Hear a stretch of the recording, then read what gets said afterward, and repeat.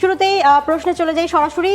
সিফাতুর রহমান সিফাত তিনি বলছেন 0 রান করলেও এই ম্যাচে লিটন দাসের অবদান অপরিসীম। আমি মনে করি আপনার মতামত কি? ঠিক মূল শোতে আমাদের রাহুল যেই কথাটা আসলে বলেছিলেন উত্তরটা আবার আপনি তারে দিয়ে দিন। তো দিয়ে দিয়েছি মোটামুটি, যে উইকেটের পিছনে তিনি কি কি কল দিয়েছেন, কি কি করেছেন সেটা আমরা সবাই জানি। এবং শান্ত কেন তাকে এত হাইলি রেট করেন, এবং শান্ত অস্ট্রেলিয়া যাওয়ার আগে আমাকে একটা ইন্টারভিউতে বলছিলেন যে লিটনকে তার কেন এত বেশি প্রয়োজন। সো সেটা লিটন করে দেখিয়েছেন। আর দ্বিতীয় ইনিংসে যদি দরকার হতো সবচেয়ে বেশি কার্যকরী ইনিংস আমার মনে হয় লিটনে খেলতেন। হ্যাঁ, এক্স্যাক্টলি। পরের প্রশ্ন এমিল। হায়দার খান বলছেন যে বাংলাদেশের এখন উচিত দ্বিতীয় টেস্টের জন্য ফোকাস করা, কারণ ধারাবাহিকতা ধরে রাখতে হবে। আমার মনে হচ্ছে অন্তত একটা দিন ক্রিকেটারদের ছুটি দেওয়া উচিত, নিজেদের মতো সময় কাটাক, তারপর ফিফটিটা তো পরেই আছে। কেন লাগতেছে না? একটা দিন তো রীতিমতো একটা দিন তো পড়েই আছে, যদিও আর দর্শকদের জন্য মনে হয় অনেক দিনই পড়ে আছে। তারা তো ভেবেছিল 2-3 দিনে খেলা শেষ হয়ে যাবে। তো হ্যাঁ, আর দ্বিতীয় টেস্টে অবশ্যই ফোকাস দেওয়া উচিত। আমার তো মনে হচ্ছে এখন একদম সিরিজ জয়ের জন্যই যাওয়া উচিত। Why not? মানে 2-0 1-0 তো হয়েছে, 2-0 হলে খারাপ না, একদমই পুরোপুরি অস্ট্রেলিয়া মাইন্ড করবে না। একদম। পরের প্রশ্ন রাহুল। পরের প্রশ্ন কাউসার আহমেদ সোহাগ, তিনি বলছেন যে আমার জীবনের দেখা সেরা জয় এটা। ভাই বিশ্বাস করেন আমাদের জীবনে দেখাও সেরা জয় এটা। তো ওটাই বলছেন যে একটা গোটা জেনারেশন তো ওই যে দেখেই নেই কখনো যে অস্ট্রেলিয়ার মাটিতে বাংলাদেশ খেলতে গেছে। সেখানে অস্ট্রেলিয়ার মাটিতে বাংলাদেশ খেলতে গেছে, অস্ট্রেলিয়ার মাটিতে তাদেরকে টেস্টে হারিয়েছে, যেই ফরম্যাটটা তাদের জন্য রাজকীয় ক্রিকেট খেলেছে। সবচেয়ে ইম্পর্টেন্ট হচ্ছে প্রত্যেকটা মুহূর্তে ডমিনেট করে আসলে মানে সেরা জয় কেন না? আপনি ওই শুরুতে প্রথম 5-6টা ওভার খুব ভালো অস্ট্রেলিয়ার ওপেনিং একটা পার্টনারশিপ হয়েছে। প্রথম উইকেটটা পড়ছিল না, প্রথম উইকেটটা যখন পড়লো তারপর থেকে একটা মুহূর্তের জন্য মনে হয় না বাংলাদেশ ম্যাচে পিছিয়ে আছে, বাংলাদেশ ম্যাচটা হারতে পারে। এটা কি আপনি ভেবেছেন কিনা? ঠিক আছে, আপনি অস্ট্রেলিয়ার সঙ্গে জিতবেন, ড্র হবে, ভালো খেলবেন, খারাপ খেলবেন, সবকিছু একটা পাশে রেখে, কিন্তু একটা মুহূর্তের জন্য মনে না হওয়া যে বাংলাদেশ ম্যাচটা হারবে না, আমার মনে হয় এটা সবচেয়ে বেশি ইম্পর্টেন্ট।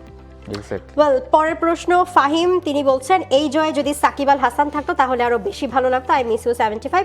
আমরা সবাই 75 কে মিস করি। এই প্রশ্নের উত্তরটা রিফাতে মিলি দিক। না আপনি দেন, আমি কেন?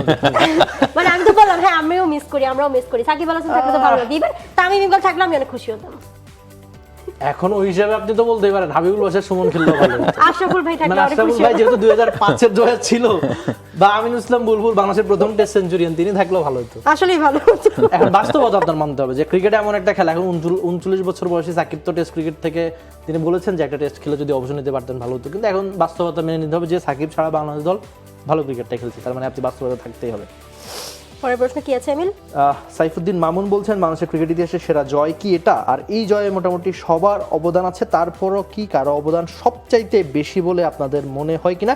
এক্ষেত্রে আমি শান্তর ওই কোটটা নিতে চাই যে আমার মতে, মানে শান্ত বলছেন আমার মতে ম্যাচ সেরা বাংলাদেশ দল, মানে সবারই অবদান বেশি, তবে সবচেয়ে বেশি অবদান বাংলাদেশ দলেরই। হাসান মাহমুদের একটু বেশি মনে হয় সবচেয়ে বেশি, হাসান মাহমুদের। আর ওই উইকেট গুলোটা না, হ্যাঁ একটু বেশি, তামিমের সেঞ্চুরি একটু বেশি, মিরাজের পারফরম্যান্স একটু না, বেশি। হাসানটা একটু বেশি কেন রাহুল? আপনি চিন্তা করেন যে দ্বিতীয় ইনিংসে আপনার সবচেয়ে বেশি লাগতো কিন্তু ক্যামেরুন গ্রিনের উইকেটটা ওই মুহূর্তে, সেটা পেয়েছে হাসান। 2 ইনিংসে সবচেয়ে ভয়ঙ্কর ব্যাটার ট্রাভিস হেড, যিনি একবার যদি উইকেটে সেট হয়ে যান তাকে আউট করেছেন হাসান। আবার স্টিভেন স্মিথকে প্রথম ইনিংসে যে পর্যায়ে খেলছিলেন 70 ইনিংসে, তখনও তাকে আউট করেছিলেন। আবার প্রথমে যিনি বিশ্বাসটা ছড়িয়ে দিতে পারেন না, তার পারফরম্যান্সটা স্পেশাল হয়। কারণ হাসান মাহমুদ যদি প্রথম ইনিংসে 200 রানে অল আউট করার কাজটা না করে দিতে পারতেন, তাহলে কিন্তু আর ওই আত্মবিশ্বাসটা নিয়ে ব্যাটাররা ব্যাটিং করতে নামতে পারতেন না যে আমরা লিড নিতে পারি। সো তখন আবার অ্যাপ্রোচটা অন্যরকম হতো।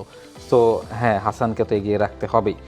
একেবারে লাস্ট কমেন্ট আজকের যেটা আমরা পড়তে চাই, মারুফ হোসেন, তিনি বলছেন যে নাজমুল হোসেন শান্ত এই জয়কে বাংলাদেশ ক্রিকেট ইতিহাসের সেরা জয় বলছেন। আপনাদের বিশ্লেষকদের মতে এটা কতখানি যৌক্তিক? আশা করি উত্তরটা পাবো। মানে ইতিহাসের সেরা জয় মানেন? সেরা জয় মানে সব ফরম্যাট মিলিয়ে মানেন? মানে বাংলাদেশের ইতিহাসের, হ্যাঁ বাংলাদেশের ইতিহাসের সেরা জয়। হ্যাঁ, ধরেন বাংলাদেশ যে প্রথম বিশ্বকাপ, মানে বিশ্বকাপ মানে প্রথম সবকিছু তো আর আপনি দ্বিতীয়বার ঘটবে না, সেই ক্ষেত্রে মানুষ একটু আলাদা মনে রাখে, কিন্তু ওই 1 ভার্সেস 9 মানে টেস্ট ক্রিকেটের অঘটনগুলা বলেন বা বাংলাদেশ যে দাপুটে ক্রিকেট খেলেছে সবকিছু মিলিয়ে আমার মনে হয় যে বাংলাদেশের ক্রিকেট ইতিহাসেরই সেরা জয়। আপনি ওই টেস্ট র্যাঙ্কিং এর 1 নম্বর দল এখন অস্ট্রেলিয়া, বাংলাদেশ 9 নম্বর দল, 1 নম্বর দলের দেশে গিয়ে হারানো, এই ব্যাপারগুলো অনেক বেশি গৌরবের আমার কাছে মনে হচ্ছে। এখন আপনি ওই প্রথম সবকিছু তো সময়ের সঙ্গে সঙ্গে হয়ে যায়, আপনি প্রথম টেস্ট হয় আজ খেলবেন নাহলে কাল খেলবেন, ঠিক আছে, ওটা প্রথম বিশেষ, কিন্তু সব মানে ইতিহাসের সেরা জয় আমার মতে এটা।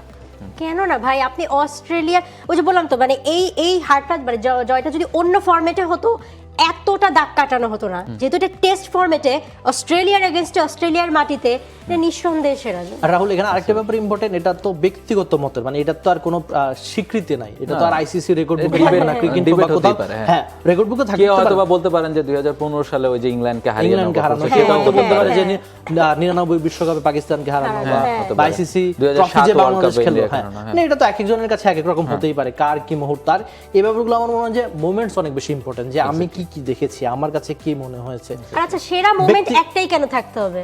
অনেক মোমেন্টে তো সেরা হয়। এক্স্যাক্টলি, অনেক ভালো স্মৃতি এটা আছে আসলে সেরা আমাদের। মোমেন্ট নিঃসন্দেহে। এক্স্যাক্টলি, অনেক ভালো স্মৃতি আমাদের আছে, তবে আমার কাছে মনে হয় যে এইটাই আমাদের এই মুহূর্তে মানে সবচেয়ে বড় ভালো স্মৃতির মধ্যে একটা। ওই যে একটা কথা বলে শেষ করতে চাই যে ওই ইন্ডিয়া ধরেন ধোনিকে পেয়েছে, বিরাট কোহলিকে পেয়েছে, তারা সচিন টেন্ডুলকারকে পেয়েছে, কিন্তু তারা একটা স্পেশাল কারণে সৌরভ গাঙ্গুলিকে এখনো মনে করে এবং রেসপেক্ট করে। কারণ কি, তিনি শিখিয়েছিলেন ওই দলটাকে যে ওই অস্ট্রেলিয়া ইংল্যান্ডে গিয়ে ম্যাচ জেতা যায়, ওই সাহসটা তিনি পুরো টিমের মধ্যে ছড়িয়ে দিয়েছিলেন। এরপরে তো ইন্ডিয়া কখনো লুক ব্যাক করে নাই।